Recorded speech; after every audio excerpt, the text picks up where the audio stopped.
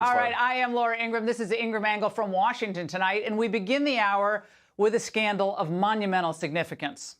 Finally, with Republicans in charge of the House, the rocks are being lifted on the COVID cover-up. And the rot that we see underneath is what we warned you about long ago. Rank corruption at the heart of our federal response.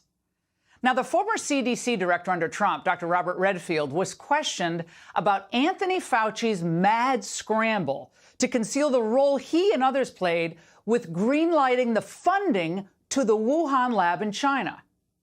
So what did Redfield think of the paper that Fauci pressured scientists to write back in February 2020 that would conclude ultimately that COVID most likely did not escape from a lab?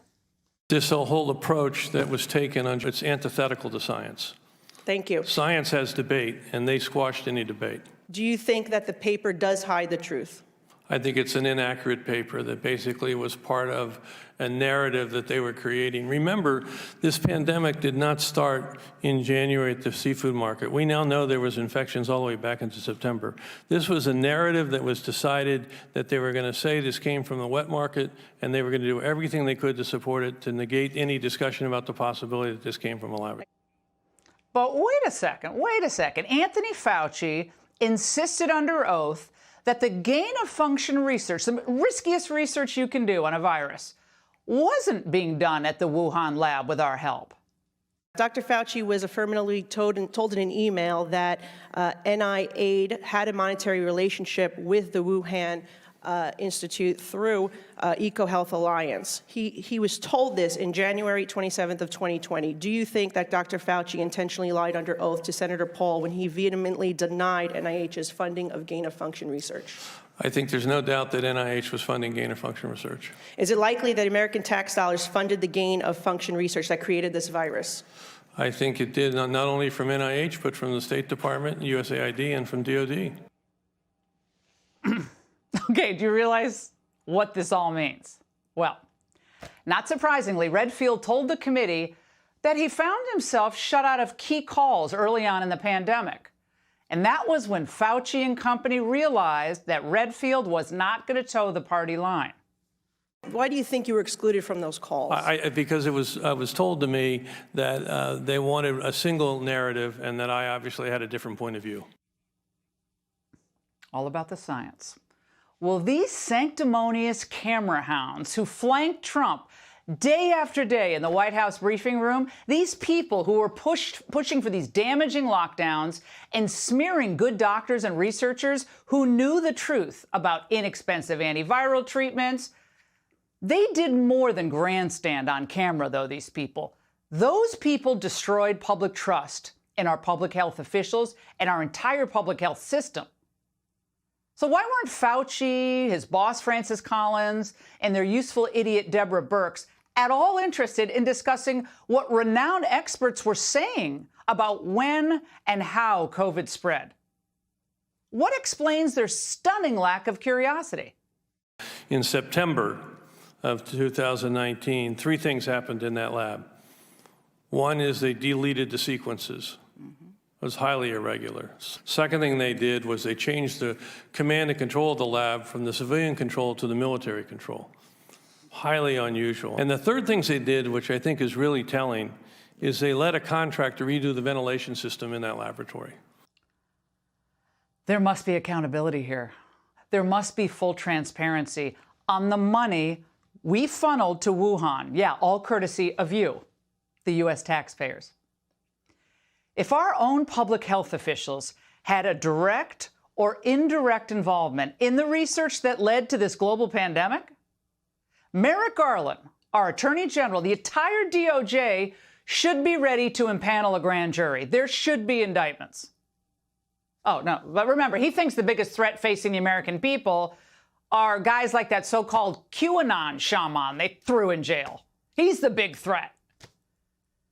The big money in medical research from pharma and from the federal government, it has corrupted huge swaths of our scientific community, and it must stop.